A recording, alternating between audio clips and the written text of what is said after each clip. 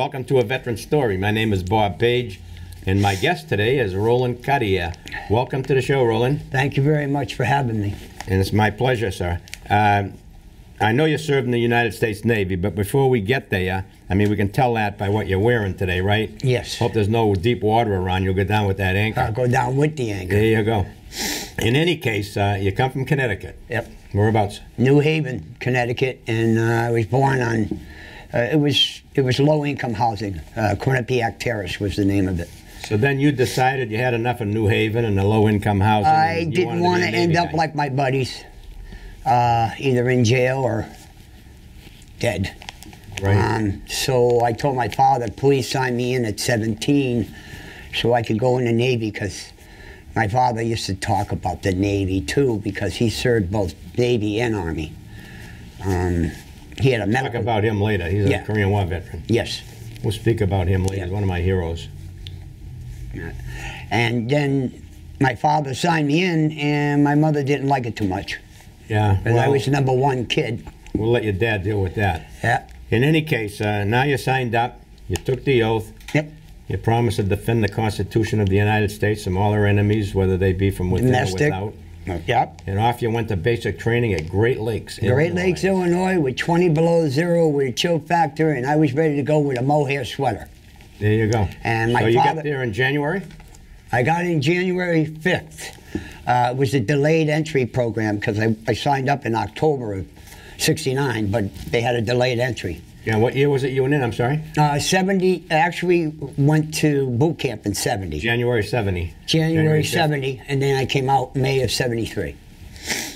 So there you are now in basic training in the Navy. I'm not a Navy guy, so I'm sure there must be a lot of water stuff involved in the Navy basic Yeah, well, training. they had UDT too, underwater demolition team. Yeah, there. but that's later on. Yeah.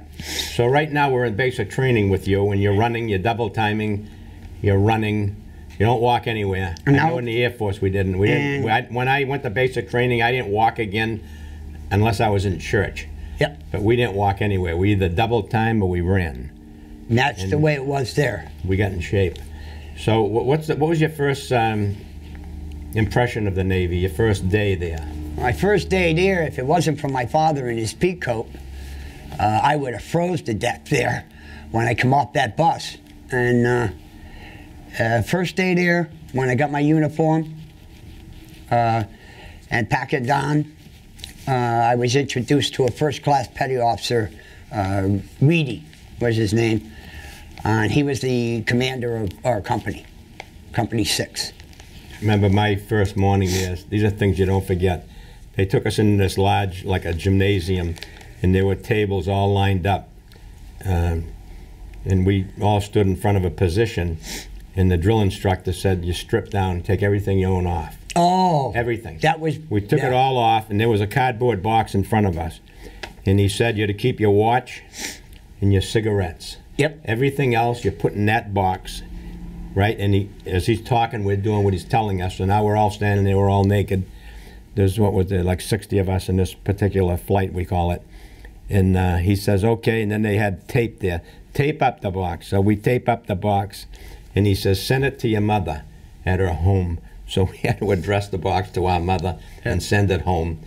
And now everything we own in the world is gone except for a watch and cigarettes. That's it. And then we move up the line to the supply sergeant, and he just looks at you quick. He gives you underwear, and then he piles all the clothing on you, fatigues, dress uniform. Everything. You end up with a stack of clothing, and then they take you to another area, and you put on your underclothing and your uniform of the day and your fatigues, right? Yeah. And the rest of the stuff, then they march you off to your barracks, and you hang everything up or put it in your footlocker, whatever. Yeah.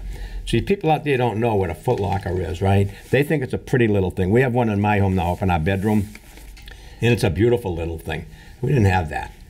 No, we just had a plain old It's just box. a plain old box. A plain old box with a tray in it. Yeah. And everything had to be just so, right? And it had to be rolled up just so. There you go. In that locker had to be so, because they'd had the inspections go on. What did you call it? We had a drill instructor. What did you call him?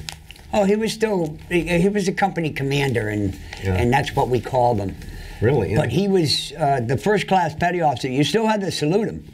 Yeah. At that time. We did at that time. At that time. So we had to get used to that. Yeah. But he ran it like a drill instructor. Right. That's I'll their tell you job, that. right. They're going to take the civilian out of you, and they do a good job at that. Oh, The first thing they teach you is military law, and they read it to you, and they tell you. Remember the law you lived on before you came here? You don't live You under don't that live law on that. anymore. Now you're in the military. You and live you're under on military law. 24/7. That's it. And life is totally different. So where did you go? Now you got your uniform. You're looking good. You're feeling good. You got rid of your father's peacoat, right? So what happens now? Well, then you go on the tarmac. They used to pull us in. Tell the people what that is. Well, the tarmac was like a grinder. It's all tar, and at the time it was all snow. Because Great Lakes, Illinois was 20 below zero with the chill factor. Oh, nothing. Okay, and that's only the beginning. Because Korea, I know how hard that was, and I'm sure you have stories on that. But it was completely different than Connecticut, than New Haven. I mean, it was warm in New Haven compared to that. And we did calisthenics. It warmed you up. It warmed you right up. Yeah. I'll never forget the time where we had to stand guard duty, and that was outside in the snow. On the lake? On the lake. Yeah, that's where it's cold. That's where it's cold. Let me ask you, you're not a big man. How big were you at that time when you went in 17 years old? What did you I weigh? was much smaller. Yeah, how much did you weigh? I mean, weight-wise, Yeah. I was only 117 pounds. Really? Yeah. So you were small. What did you weigh when you come out? When I came out, I was 137, 147. So they put some meat on your bones. Yeah, they did. Good for you. So there you are now. You're off the tarmac. You know all about phys ed, Yep. right? Were you any good at it? Yeah, we had the A flag. We called it the animal flag. Yeah. And we had that every month. We used to have that where we would compete against all the other companies. You know, we talk about I was stationed in Madison, Wisconsin. Bitter cold. And one night, I'm walking across the parade field, and they play Call to the Colors. They're lowering the colors. And when in the military, you hear that. You turn around Yeah, you turn to the around. sound of the music. You come to attention and you salute. So It was about probably 5 o'clock in the evening. That was I can still remember it. That was the coldest I've ever been in my life. That wind was blowing across that parade field. And it was so cold that my eyes were watering, and it was freezing. I'll never forget it. So that was in Wisconsin, though, right? Madison. Yeah, very, very Wow. cool. Very cool. I was telling my wife that the Green Bay Packers used to send down every weekend when they were playing at home. They'd invite us up, send a bus for us, Oh, really? feed us the whole 9 yards. Nobody would go. It was too cold. We didn't want to go. So in any case, basic training, what did they teach you? They have these long boats. I don't know what you call them. And it takes Well, they what, had the rafts. about 6 men to row it, right? Yeah, they What had did the they call that? rafts. The but- Admiral's boat or something? Or? No. When in basic training, they didn't have the Admiral's barge. I only got that when I finally went overseas, and I was a boatswain mate. I became a boatswain mate, and that's how I ran the boats. Okay, you got to tell people what that is. They don't know what you are. Boatswain mate is in charge of the whole ship on topside. So you're steering the ship. Yep. I was a lee helmsman. Did you do the flags? No, that was My a signalman's my older job. brother, my two brothers, they were both Navy men, and the older brother was a helmsman. Yep. But he was also the guy with the flags. So he did was both. a signalman too. He did both jobs. Yeah. And my other brother was a radio man. Yep. Both on destroyers. Oh, they were tin can Navy. Yeah. I was cruiser. Yeah, we didn't Most get of there the yet. time. We didn't get there yet. Don't get the people all excited. So now there you are. You learn all the stuff you have to learn about basic training, right? And you come out. You weigh 137 pounds. You're still fit in your uniform. Tight. Tight. Yeah. So they had to give me a little bit more now. Yeah, I had to let it out. Yeah. Yeah. So then you told me something about UDT. Where was that determined? Well, what happened was when I did my 3 months, I was getting orders. And when I saw my orders, I was all ecstatic. I'm going to go overseas. I'm going to go to Gaeta, Italy. That's what I wanted because I never stepped foot out of Connecticut. You know, and now I'll go overseas. Well, they wanted me to stay another 16 weeks to be what they call RPOC.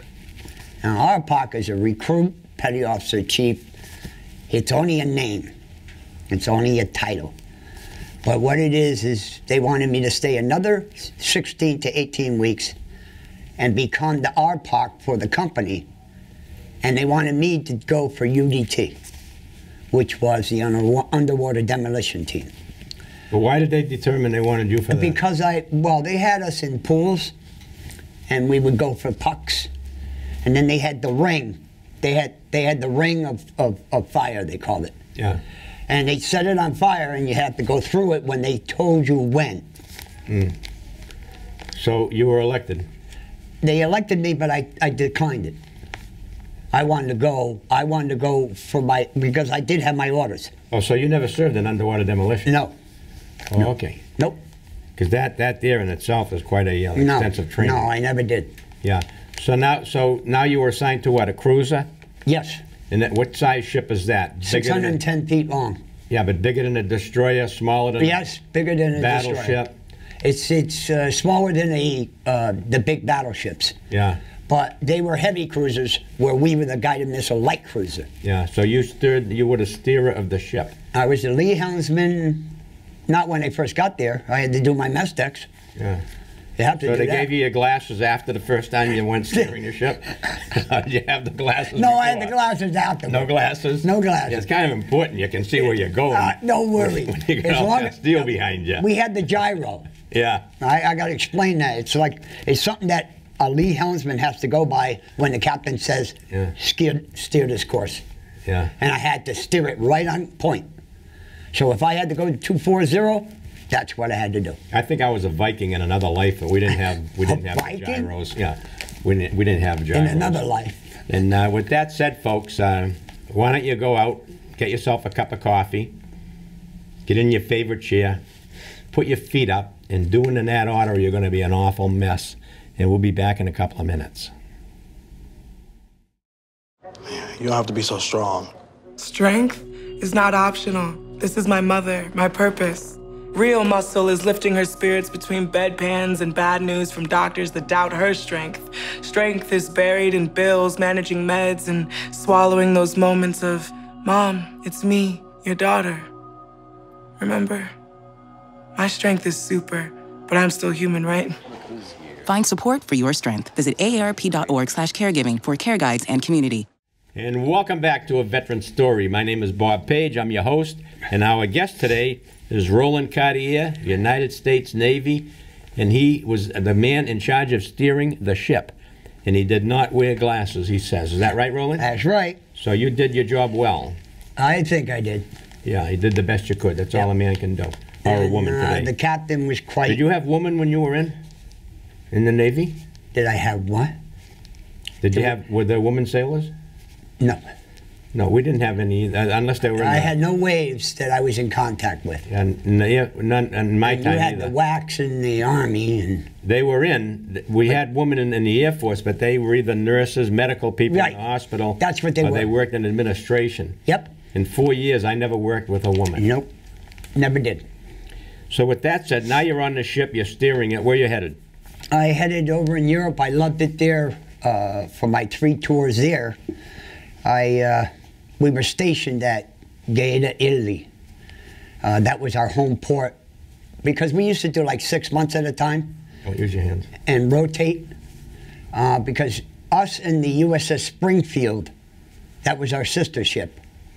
They used to come and relieve us. Interrupt you for a minute. When I say don't use your hands, that means both of them. I can't help it. Like if you're using the right one and I say don't use your hands, that doesn't mean you can start using the left one. Okay. Okay, maybe you did that in the Navy. You don't do that here, okay? In any case, I interrupted you. So you're over, your home port's in Italy? Yes. Where is that compared to like Rome? Give me some idea. Well, Rome was only about 45 minutes away. We had Naples, Roma, Gaeta, Formia. I was all over the boot. Yeah. Do you like the spaghetti over there, or how was it? I wasn't into it that much. Oh. Okay, I loved my mess hall. Gotcha, yeah. So you also went to London, England? I was in London. In fact, I was in Liverpool when Ziggy Stardust was there. David Bowie. Yeah, who are they? Oh, that singers? was David Bowie. What's he, a that singer was or his what? name, yeah. Yeah. Yeah. Was he in the Navy? No, he was performing, so I went to see him. Oh. Okay. He So wasn't in the Navy with us. Oh, I gotcha. I gotcha. I've heard the name. I don't know who Yeah, it I is. went. I was a lot over in Greece too. I was Italy, Greece, France, Spain, Portugal, Rota, Spain, Barcelona, Spain. The Grecian woman, absolutely beautiful woman. Beautiful The woman. Greek woman, yeah. And you know, a lot of people don't realize it. There's one part of Greece where the men and women are blonde. And I'm trying to think of the name of that, and I can't. I have a brain freeze. But they're all blondes. I didn't run into that. Yeah, you were I in a would- different part. Where were you, in Athens? I was in Athens and Kalamata and Thessaloniki. In fact, I had a band on board ship, a Goodwill band, and we performed there. Did you? Yes. Good for you. You spread goodwill. Yes, Good for you. from the ship. How much did you weigh then? Now that you're Will on you the- stop with the weight? Now that you're on the ship for a while. Bob. Because I weighed 136 when I went in. I weighed 155 when I came out. Right, they put some pork on me too. Yeah. I think they feed you pork actually. I don't know what we were eating. It wasn't too Oh, good. that steam food was good. So how many ports? Name the ports you were in Europe. Oh boy. Italy was Gaeta, was home port. So I would say Barcelona, Malaga, Rota, Spain. I was into Greece. I was in Cherbourg, France. I was in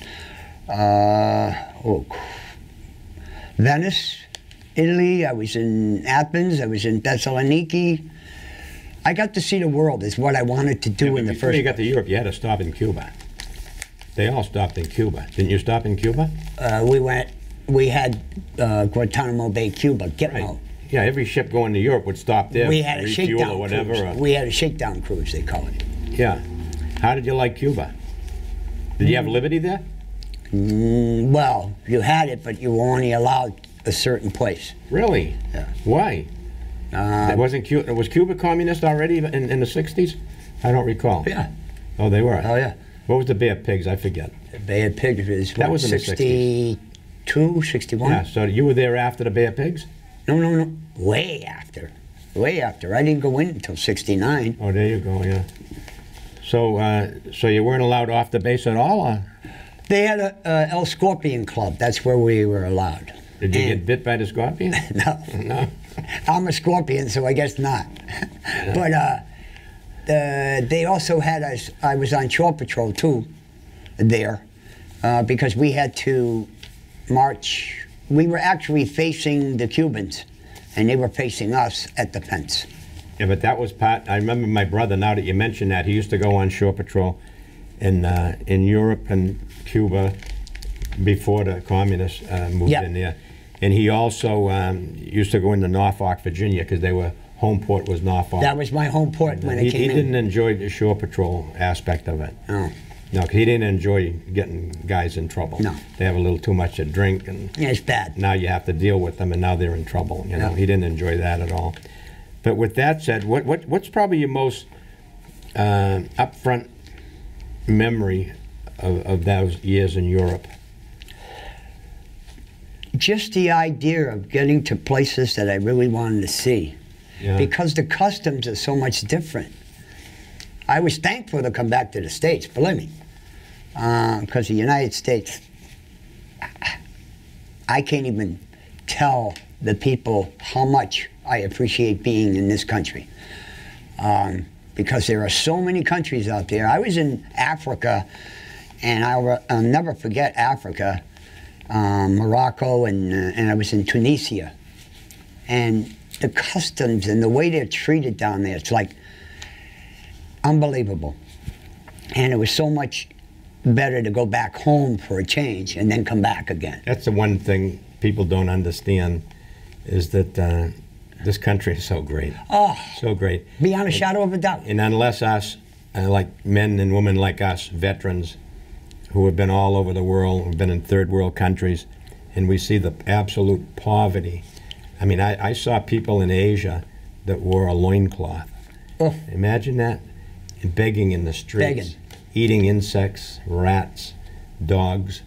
If it could walk, they could eat it, you know, and that was sad. And then you come home, and that's why I tell people when we come home from the military, we're not the same person that left. Yeah. We don't come home to the white picket fence and mom's apple pie.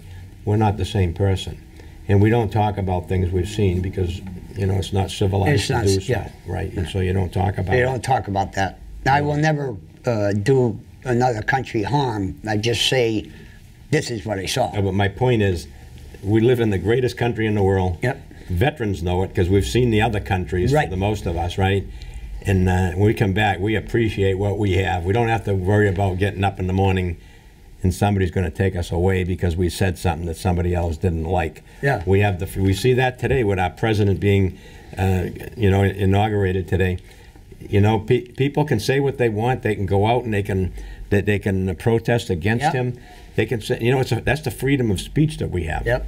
Right? And nobody objects to that. As long as they do it in a peaceful and respectful manner and respect the other people who have a different opinion. Yeah. Because civilized men can agree to disagree. Yep. You know what I'm saying? And with that said, another point of interest I wanted to bring out that you brought out to the young people out there. As you heard Roland say, he came from New Haven, Connecticut. He lived in the public housing. He didn't come from money. I grew up here in the Acre in Lowell, and there were days when I didn't have 2 nickels to rub together. And then I went into the military. If it wasn't for the military, Roland, like you, I never would have seen, I spent 22 months in Asia. I never would have seen the Philippine Islands. I never would have seen Hawaii. I never would have seen Formosa. And I've seen all of that. And I can speak about all of that because I was there, as you can speak about the places you were. Oh, Caribbean too, the Caribbean. I want to get to the Pacific Fleet, though. No, How did you get over there? Well, if you didn't no. go through the canal? no. I didn't go on the USS Little Rock at the time. I flew over, Ah, they flew. Where'd you go? and I went to California. I went to Camp Pendleton. And what? That's Marine base. Yeah, What were you doing there? They Survival transferred you over. You training. got too heavy? survival training. You got too heavy, so they transferred you to the Marines? I really don't want to go there, but then I ended up on the Pacific, but it was only one tour. What kind of a ship were you on there? I was on an LST. Ah. Oh, with the Marine Corps? Were you attached to the Marine Corps? Yes, I was attached to them. I mean, it was The Navy. LSD control the Right. LSDs though, under their command. Yep. But you had Marines on. You obviously were dealing with Marine Corps Yep. because the LSDs are Marine Corps.